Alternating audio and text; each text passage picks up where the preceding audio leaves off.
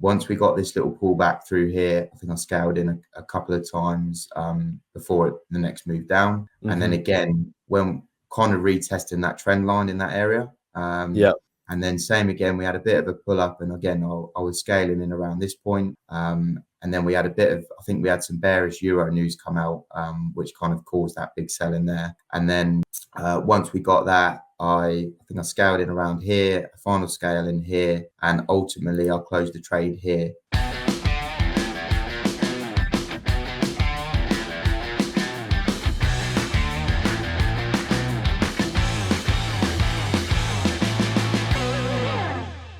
So guys, today I'm with a funded trader, Ellis. He is one of our funded trader in the high stakes programs, and he's got a fantastic story. So Ellis, thank you very much for joining me today. Yeah, no, thanks for the invite, Alex. Yeah, good to see you. It's actually quite an exciting story, and we've been chatting a little bit before we jumped on here. But your story is quite fascinating because you've got your 2 evaluations and passed them, but you got them from being at the London trading event that we did earlier this year. Tell me a little bit about that event and how you came to getting the free accounts that were there, because you had to go through a little bit of a process before getting that account. So it's actually one of my friends that we trade with found the event just from doing some kind of online research and stuff.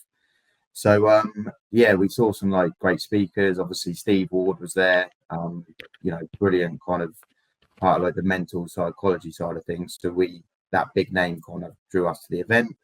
And then we got to the event. There was like a trading competition within there. Me and my friend kind of just had a go. We only had our phones at the time. We didn't bring our laptops with us. Once the event started, we kind of picked up on a little pattern from the last few days. Made some pretty aggressive trades, and then we ended up coming. My friend came first in the comp, and I ended up coming second. So and then from that, we obviously got we won some kind of credits for the 5ers. Free accounts, yeah. So we got a free 5K account, and then we got, I think I got about $600 in credits, I think, in the end. So for everybody, just for a little bit of context, everybody that came to London to be at the event, everybody got a free 5K account. So you got a 5K account, which was given straight away, but you also won credits for another account, which is the second account, the 100K account that you actually purchased, correct? Exactly, yeah. So I went with the high stakes program because that's kind of what I'm used to in previous prop firms. I've always done like the 2-step evaluation. So got the 100K, and then just started trading both of them like simultaneously, trading the same setups.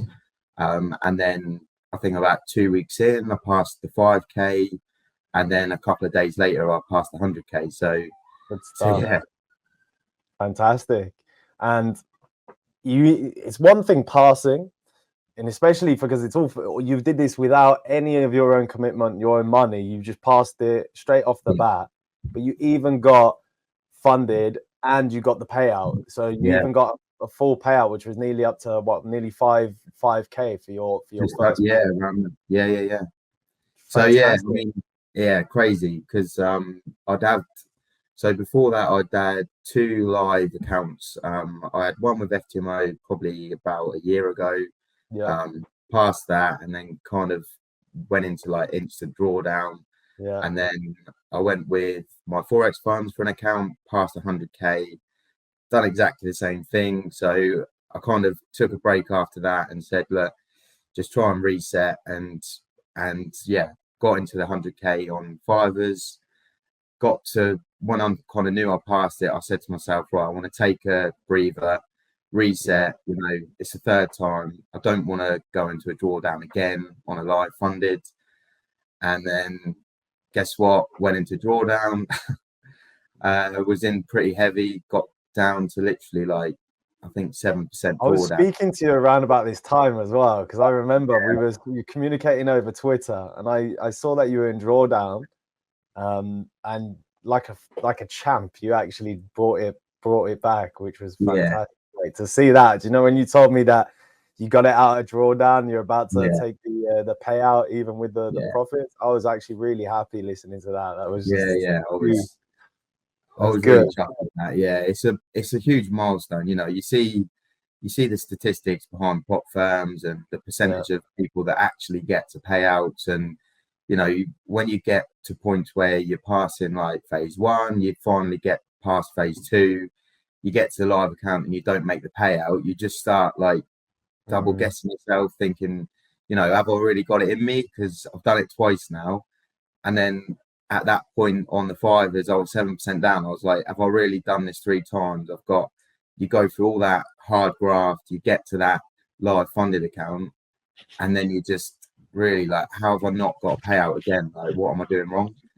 I kind of stuck through it. And then I actually, you know, when I got to that point in drawdown, I actually hit the biggest trade I've ever hit on a single trade. So Wow.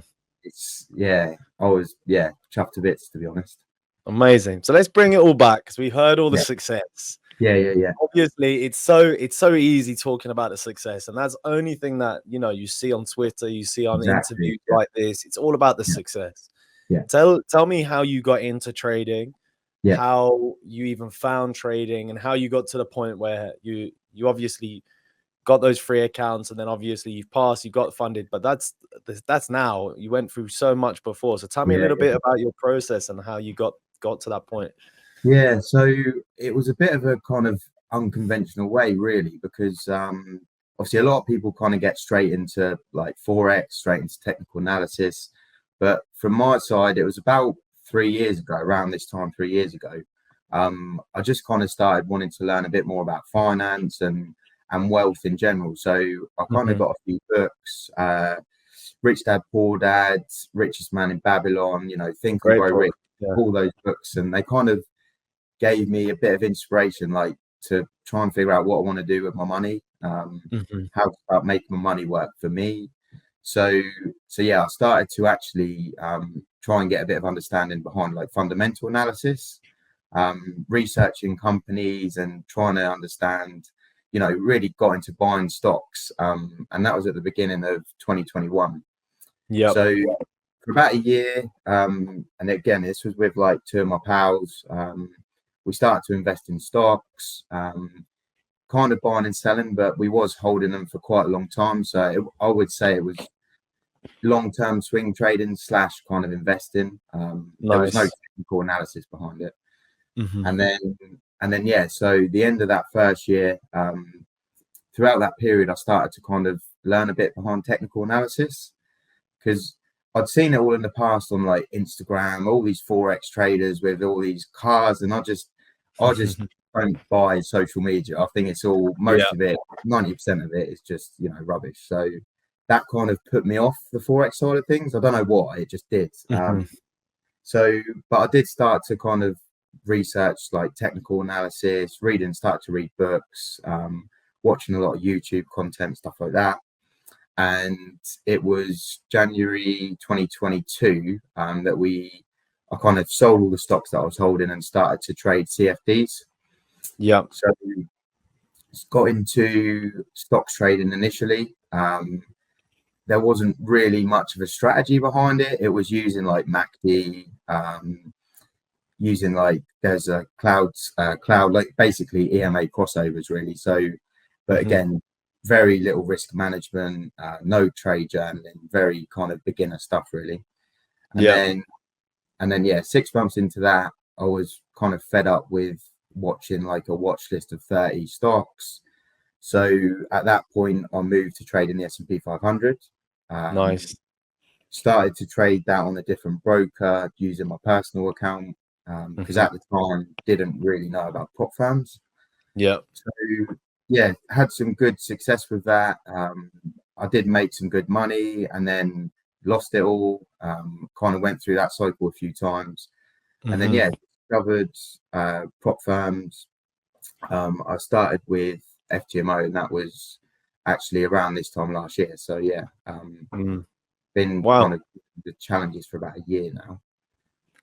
How did you obviously how did you learn about trade? So you told me how you learned about trading, but technical analysis very, very difficult to the fundamental aspect. So Yeah, did you have like a framework, or did you go onto YouTube and look at ICT, or how did you get like the basics understanding of doing technical analysis?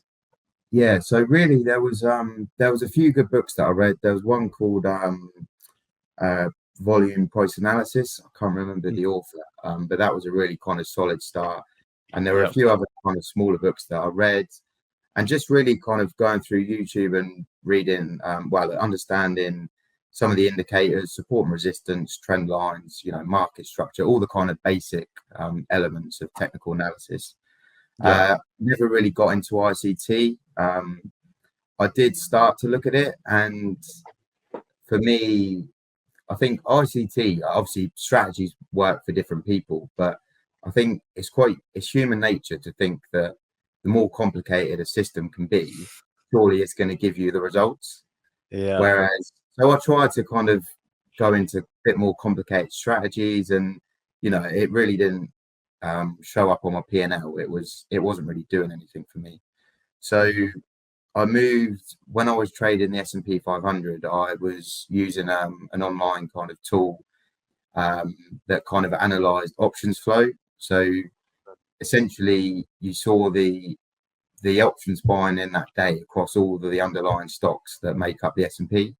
So you could kind of get a rough indication whether there's going to be like a bullish or a bearish day. So I was using that for a bit. I got some good results, but I was trading basically the S&P for up until about June this year. But the volatility was just getting really low on the S&P, and when I was having my good days, we were looking at $60 to $70 ranges in a single session, and it really got down to $30 moves in a session. So you had to really get good entries to make some good risk to reward trades on it. So I started to look at Forex pairs probably about 3 months ago ish. And just really looking at like how they're reacting to different zones on like the higher time frames. And I decided to start trading 3 pairs, so pound dollar, the euro dollar, and the dollar yen. And since then my trading's just been so much more consistent. But back to your original question, from like a learning perspective, just really the basics on YouTube and reading books, and then just kind of trying to do some back testing as well. But I think nothing beats experience, right? You got to kind of put yourself out there and learn from your mistakes, make errors, and try and move forward. So was it quite through that process, was it very like boom and bust type of process, and then slowly you started getting more consistent as you went along? Or is it you were getting consistency anyway, it wasn't too much boom and bust, but then when you got into the Forex and technical analysis, then you kind of found your niche kind of thing? How did that go? So when I was trading my personal account, I wouldn't say it was boom and bust, but it was definitely up and down. I was going through, I was thinking back to it, I was making stupid returns. I doubled my account in like 4 weeks. And then I got back down to my starting capital like 3 weeks later. So, the risk management was not there, risking way too much on my trades. And then, ultimately, once I kind of had a kind of simple strategy for the S&P, I moved to, that's when I started prop firm trading. Started with smaller account sizes, started with the 50K challenges. I think I actually passed my first one. And then after that, however many, I lost a lot of challenges. Moving to Forex is just really kind of matching my trading style, matching my personality. And you generally trade in London session? You're more of a swing trader, or is it more just intraday trades? So I've kind of been since I've been trading Forex, I don't really lock myself to any session. So I really like to use the dollar index to help like confirm the setups on the other pairs. So I normally look from like a higher time frame. So I'll start on the daily time frame, map out daily zones. drop down to a 4-hour time frame and do the same thing. And Mhm. then I'm trying to get into more entries on like the hourly time frame at the moment, and Nice. trying to swing them for longer, because if you feel like you've got a really good entry where you've maybe hit a swing point and you're seeing it sell off, Yeah. I'm really trying to give it more time to develop, because another good thing with holding trades and swinging trades is that it stops me from over trading. The longer that I'm in a position, the less chance I've got of over trading or revenge trading. And I feel like, Playing yeah, with the position as well, which is a absolutely, big yeah, thing. yeah, for sure. So yeah, that's kind of my journey, and I think a really unique thing what I've got is, yeah, I've been trading with two of my best pals from school, Nice. all the way through. You know, we've got a little messenger group that we drop in our ideas every day, and it's really good just to have that like support group, because you can't talk about trading with your random friends or family, because They they don't, and we just, said this, yeah, they don't yeah, understand, do they? yeah, you Yeah, know, and having like, you know, my girlfriend's amazing, like having someone there just to really help you through the hard times, because it takes a toll on you emotionally when you're going through drawdown and you're failing challenges, and you really kind of start to really think, am I cut out for this? Can I be yeah, part of the 2% actually get to payout? But yeah, having like two close friends and an amazing partner really helps you get through those hard times, and you know, give each other motivation. And I've had definitely. talks, you know, my friend gives me a call and he's going through a hard time, I'll give him some motivation. I'm going through a difficult time, he gives me a call, and we all know the end That's goal is, amazing. yeah, Yeah, we all know the end goal is what we all want. So we just got to help each other push through. that's fantastic. Well, look, I'm going to show some of your dashboards of the challenges, and I know you're going to pull up soon as well. Um, a little bit about your TA, and you're going to give us a rundown of some of the TA that you've done. But let's start off on. So this is the 5K, which you do see that you breeze through the 5K, and you breeze through the 100K, and you kept on with quite a nice win rate as well. So this was around about 50% of the time, Yeah. and you had a strike rate of 62%. So I take it, obviously, your risk to rewards probably like at least over 1 to 2, Yeah. 1 to 3. What would you say? What do you normally aim for when you're looking for profit targets and stuff like this? Yeah, so I try to aim for like a minimum of really 2 to 1 on any given trade, but Yeah, I like to try and give it time. So I'll set like a rough profit target, but what I like to do in my setups is set like problem areas. So before it gets to yeah, that profit target, if I see price like struggling at a certain area where I think maybe it might find a bit of support, then maybe exit early. But likewise, if the mhm, price gets to the profit target and I see some like more bearish price action, if I'm in a short, for example, I want to try and give it maybe a bit longer than I was kind of expecting it to. yeah. I Yeah, see here as well. You prefer short trades by the looks of it.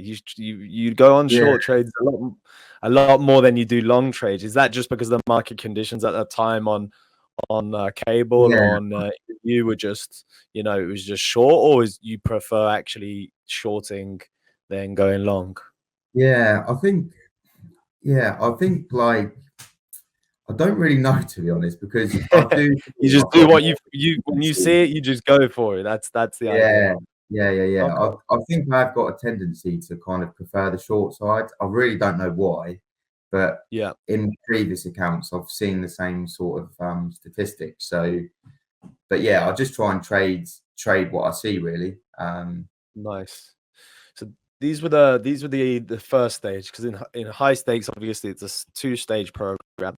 You have many Yeah, different programs with the fivers, but these are two-stage programs.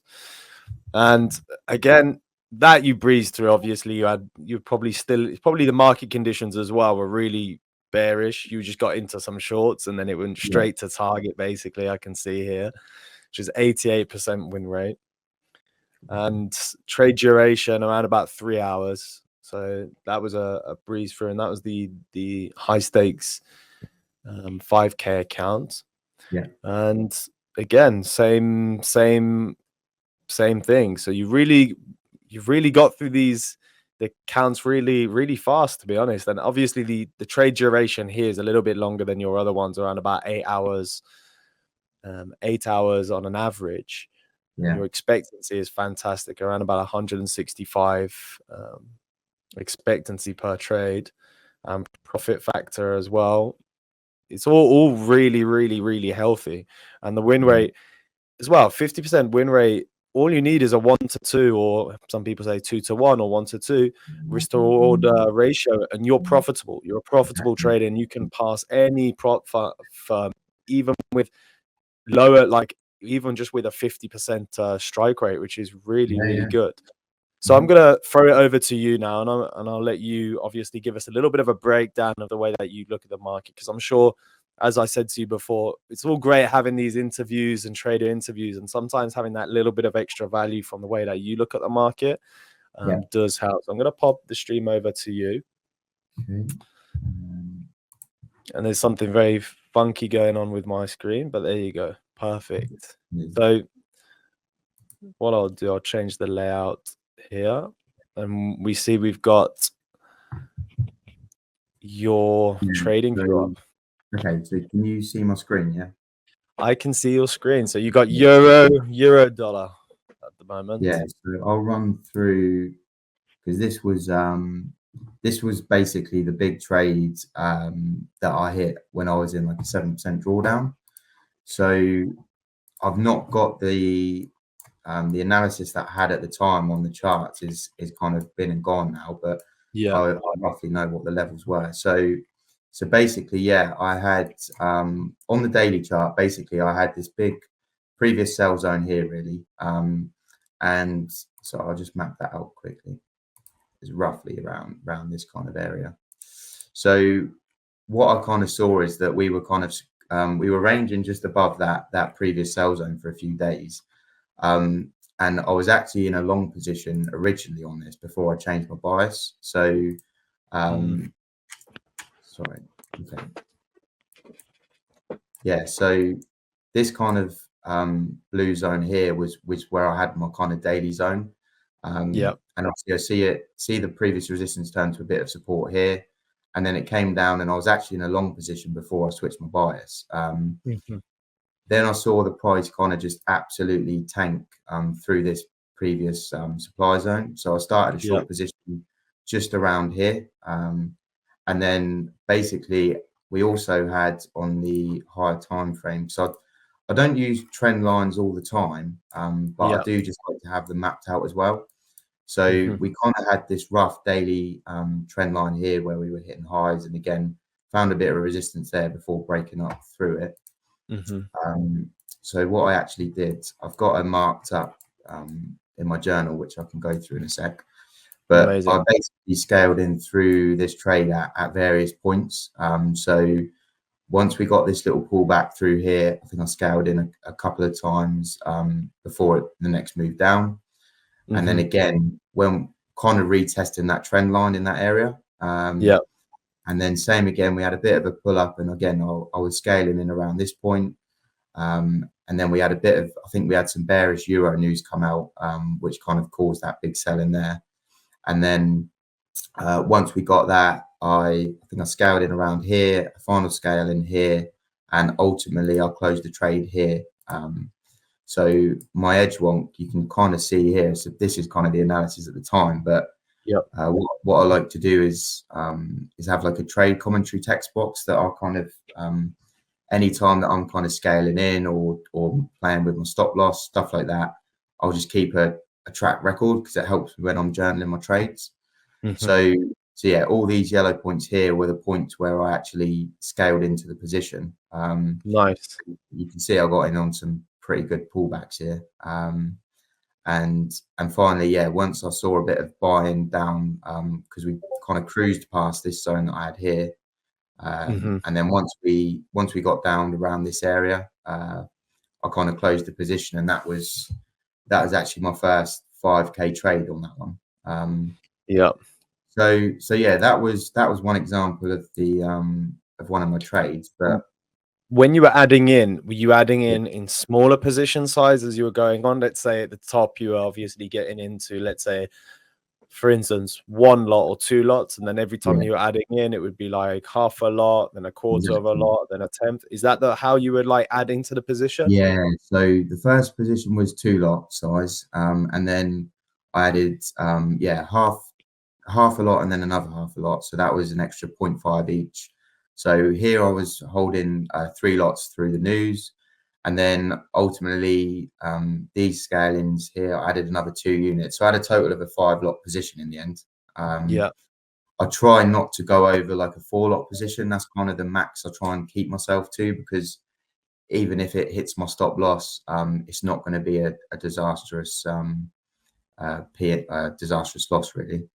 So you went for about 100 pips you got out of that trade altogether. It was around that size. Yeah. Fantastic. So it's a lot about you like levels. It looks like level to level, using EMAs just to get like dynamic support resistance kind of thing. Yeah, for sure. So fantastic. Yeah. So what EMAs do you actually use? Because I love EMAs as well. I like 200, 21, and 50. Those are my go-to. Yeah. What EMAs do you use? Yeah. So the moving averages that I've got, I've actually got an SMA on these. So I've got a 200 period and a 100 period on the daily, fixed daily time frame, and a 200 and 100 on the hourly as well. So yeah, what I normally do really with my analysis is I start from like the daily time frame, and just map out kind of key zones. So at the moment, I've not really got a daily zone on my euro at the moment.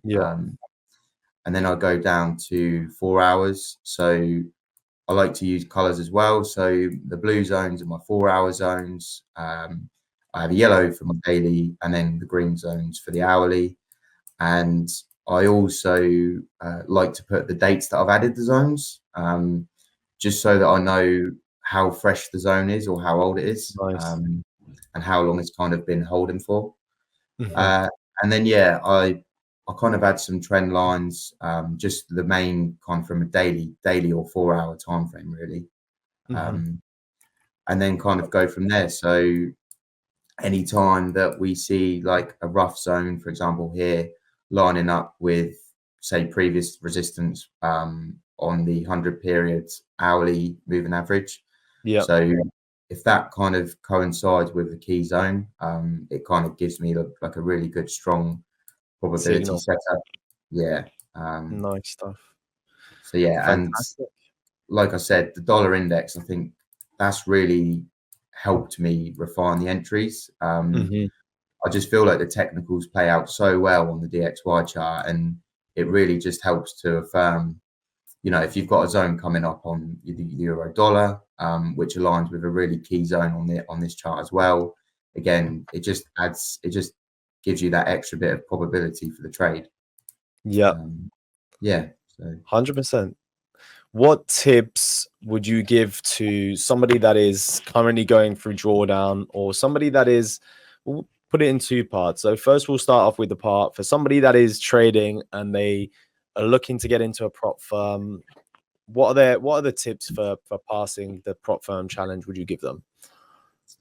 So I think risk management is absolutely key for passing prop firms, and that's why I kind of went into drawdown, is because I had 2 bad trading days. One I lost about 3.5%, and I think on the other day I lost about 1.5%. So really just making sure you don't have those bad days, and capping your risk to, start with a 0.5% risk on your trades. And if you get into that profit and you start building a bit of buffer, then maybe go up to 1% on the trades. But yeah, managing the risk is so important, because not only does it absolutely destroy your P&L and make you go into a big drawdown, but it has such a bad emotional impact as well. And 100%. You start revenge trading or whatever, and it's just a recipe for disaster, really. So keeping your losses small in a challenge is really key. Fantastic. And you journal your trades as well. I see, obviously you use Edgewonk. Has Yeah. Edgewon helped you through this process of you trading? What have you used through Edgewon that has really made the difference?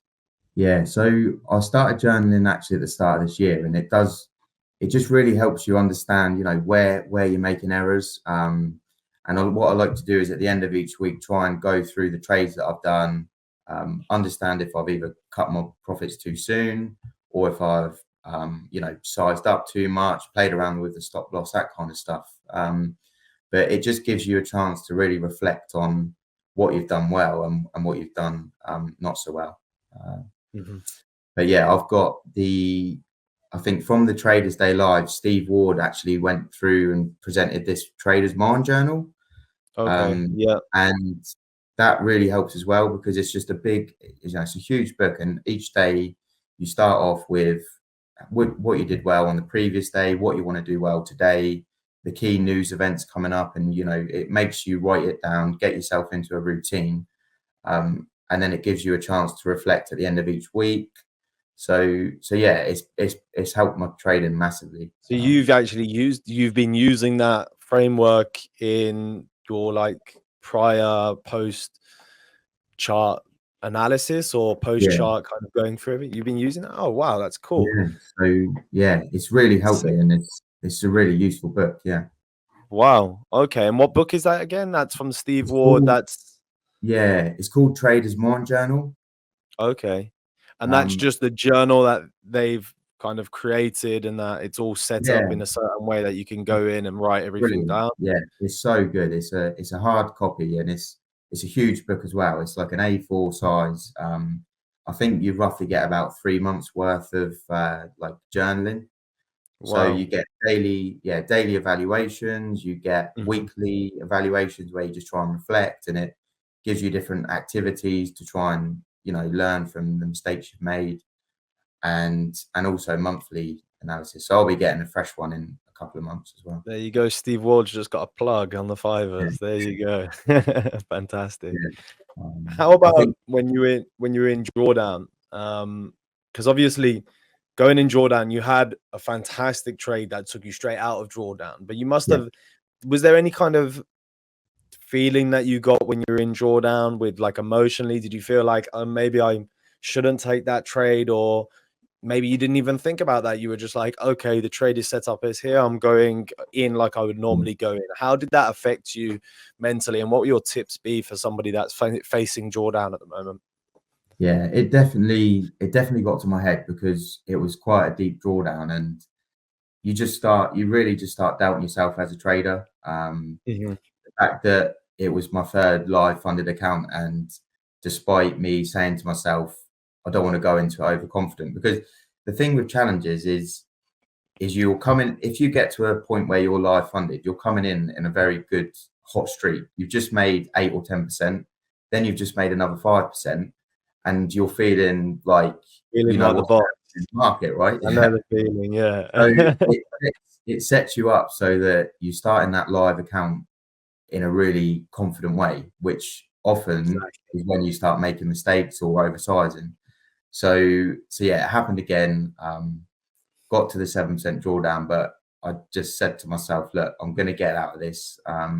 Stick with my setups, and yeah, you just got to follow your process, and losses are a part of it. But if you don't have those big loss days where you're losing 3% and you're only losing 0.5%, it won't kind of affect you as much psychologically. So you got to just stick with your process, stick with your setups, and just execute as you normally would.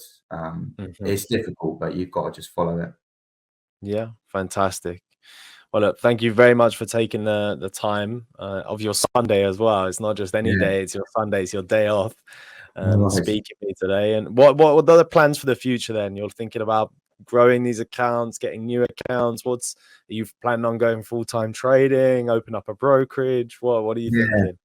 Yeah, so I'll keep thinking about this. So I think my kind of short-term goal over the next 1 to 2 years is to try and scale up prop firm accounts. So I've just used some of the profits from the 5ers to start a 200k challenge on another prop firm. Nice. That started okay. And yeah, ultimately I want to try and scale up the accounts to kind of, I want to try and be managing like up to 400k hopefully by the end of the year. But ultimately just try and grow that. Yeah. And obviously, yeah, full-time trading I think is everyone's goal. Yeah. It would be amazing, and that's a goal for me as well. But I have found that sometimes the more time I actually have on my charts is when I actually make my big mistakes. So Interesting. I'm very like conscious that I don't want to have all this spare time, because you overanalyze and you get in trades which you shouldn't. So I need to make sure if I'm going to go full time, I've got other things to do besides staring at a Definitely. screen all day. Right? You don't want to stare at a screen for 8 hours a day. 100%. Well, there you go. Again, Ellis, thank you very much. And I wish you all the luck going forward in your funded account and even in your 200k evaluation that you've got going on as well. And yeah, thank you very much. All right, mate. Yeah. Thanks a lot, Alex.